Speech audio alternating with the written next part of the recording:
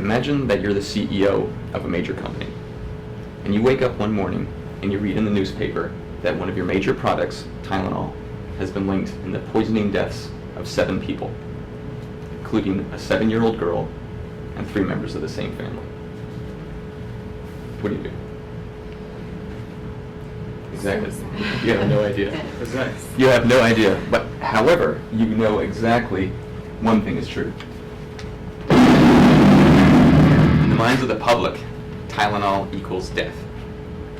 How is your company going to recover from this? But more importantly, is what do you actually think of first? Do you think of your balance sheet? No. Or do you think of your customers? Now, can anybody tell me what the name of the company is we're discussing? Nobody? J&J. Exactly, Johnson & Johnson. Good call. So now this is an issue that Johnson & Johnson actually faced in 1982. What happened was a lunatic was running around, opening up Tylenol capsules, filling them with cyanide, putting them back on the shelf, and allowing customers to buy them and essentially be killed by it. So what J&J's response to this was quite remarkable. What they did was that they recalled all of their Tylenol products across the country. 31 million bottles, $100 million worth of product pulled off the shelves. They also got on national television and told the entire country, don't take this product, it could kill you. That's quite remarkable. And this case also led to the creation of safety tabs and safety capsules so that can happen again. But this incident is known now as a landmark case study in corporate responsibility. So, why am I telling you this? If I can just get you to remember one thing from this entire presentation, remember just this, that if you are the type of MBA student who will put your customers before your balance sheet, then Johnson & Johnson is a good fit for you. So I've got a very brief agenda. I'm just going to go over the credo of Johnson & Johnson. I'm going to cover a couple quick facts about the company. I'm going to discuss the Fuqua connection with Johnson & Johnson. And then I'm going to give you a brief quiz over the slide that I just asked you to remember. So the credo of Johnson & Johnson. Now this is actually a very famous credo, and it's something that the executives relied upon when they made a decision to pull their products from the shelves. The responsibility of the company, first comes the customer, then the employee, then the community, and finally, the shareholders. What do you guys think of this credo? It's actually quite famous. I think it's a great credo. So.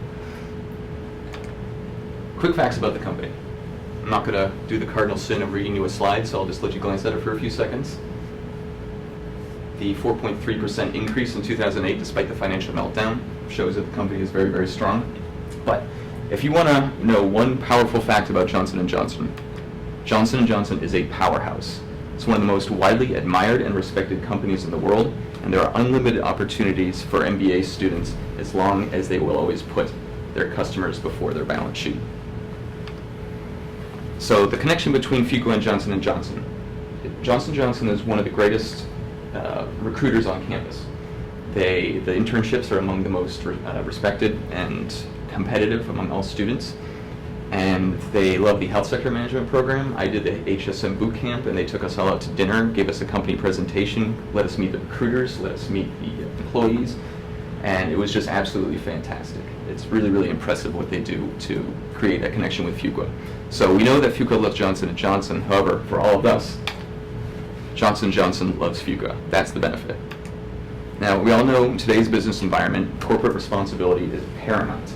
But Johnson & Johnson has been practicing corporate responsibility even before corporate responsibility was a catchphrase. Finally, quiz. Does anyone remember what I asked them to remember in that earlier slide? You win a Kit Kat if you do. Always put customer first.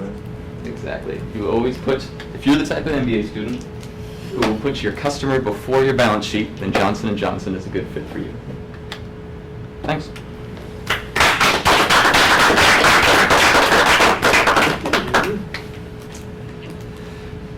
All right, where are we? National? Sure.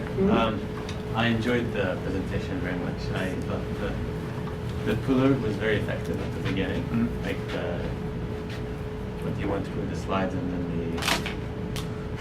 evidence. Like, the content was very relevant to us. I like the connection to Fuqua.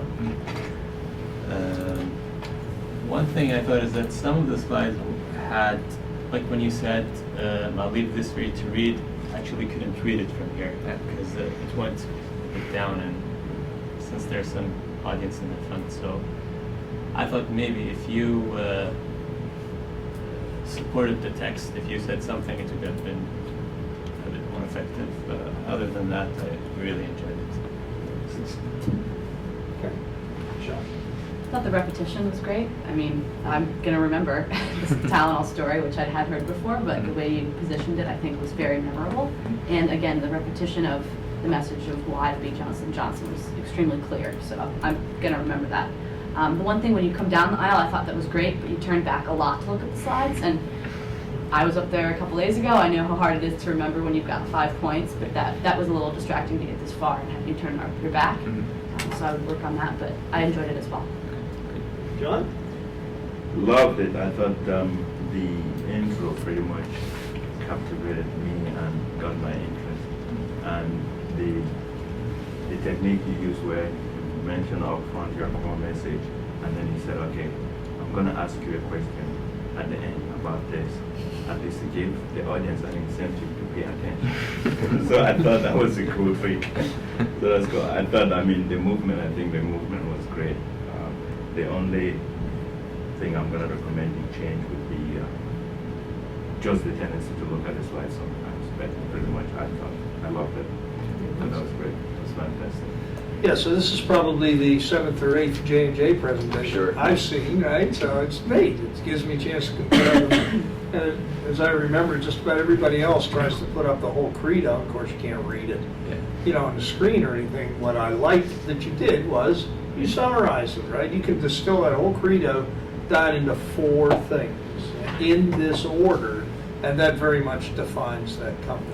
So, I think you did a really good job, Andrew, getting to the essence of the company and, making your points.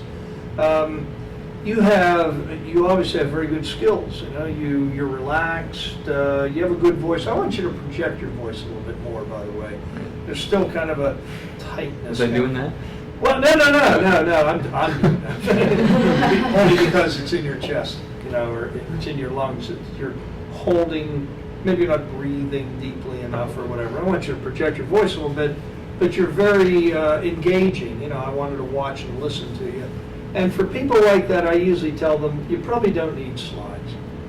Or if you do, you may need 1 or 2 to make a dramatic point. But otherwise, I think you probably could have done that without slides, or at least most of the slides that you had. So, because it becomes a little distracting to, click the slides, that kind of stuff. See if there's anything else. No, I think that pretty well sums it up. I'll give you a few other written comments. Nice Great. job. Thanks, guys.